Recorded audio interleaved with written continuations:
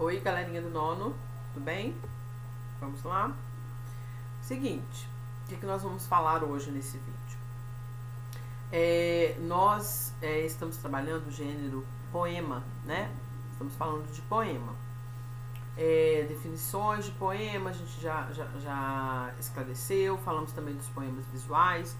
E aí, nesse momento, eu estou com o livro de vocês como referência aqui, página 47 do caderno de atividades. E seguindo ainda nas questões de poemas, a gente vai começar daqui a pouco a falar de algumas figuras de linguagem, né? E eu me deparei aqui com o título seguinte: intertextualidade, paráfrase e paródia.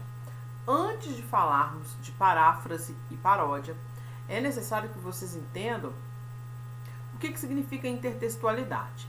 Então vamos ver aqui, voltar aqui no conceito da palavra e voltar nos outros exemplos, né, para vocês se situarem. Vou pegar uma outra referência, se eu falar em duas matérias aqui, literatura e história. Literatura e história, essas duas matérias, elas quase que o tempo todo, né, muitas vezes, né, o tempo todo não, mas elas estabelecem uma relação interdisciplinar. Por quê? Para que o professor Bruno explique determinadas coisas da literatura, ele vai lembrar lá de uma época da história, de um acontecimento. Então, o contexto invade ali. É preciso ele colocar ali, estabelecer um momento de tempo, espaço, quando que ocorreu, o que está acontecendo naquele momento, daquela situação literária, tá? Isso é uma situação interdisciplinar, beleza? Então elas estão interligadas, né? Umas vezes sobrepõe a outra. Então, na questão que a gente vai trabalhar aqui, da intertextualidade, então olhem só, são relações dos textos. Os textos se relacionam, um às vezes sobrepõe ao outro. Então, um texto já existente, o outro menciona, um texto faz alusão a um outro texto, tá? Isso é uma questão de intertextualidade.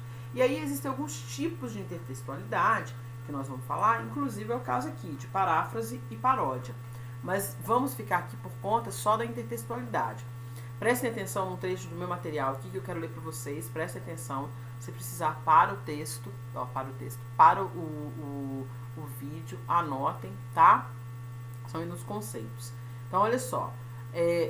Por intertextualidade, entende-se a criação de um texto a partir de um outro já existente. Ok?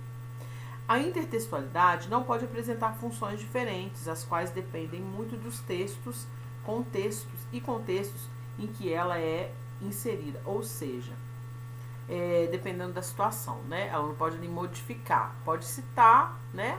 Mas ela não vai modificar o original, obviamente.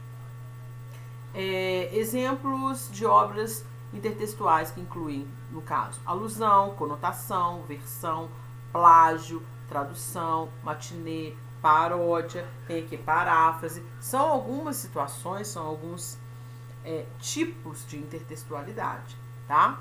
Então, nós vamos ver alguns deles, porque tem algumas especificações, ok? Quero que vocês guardem o seguinte, então, como síntese.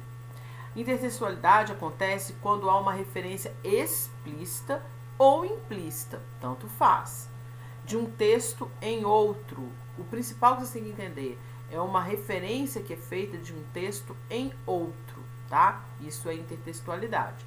Também pode ocorrer em outras formas, além do texto. Pode estar na música, em pinturas, filmes, novelas. Toda vez que uma obra fizer alusão a outra, ocorre um tipo de intertextualidade. Então, a partir desse conceito, nós vamos, no próximo vídeo, começar a ver aí alguns tipos de intertextualidade, tá bom?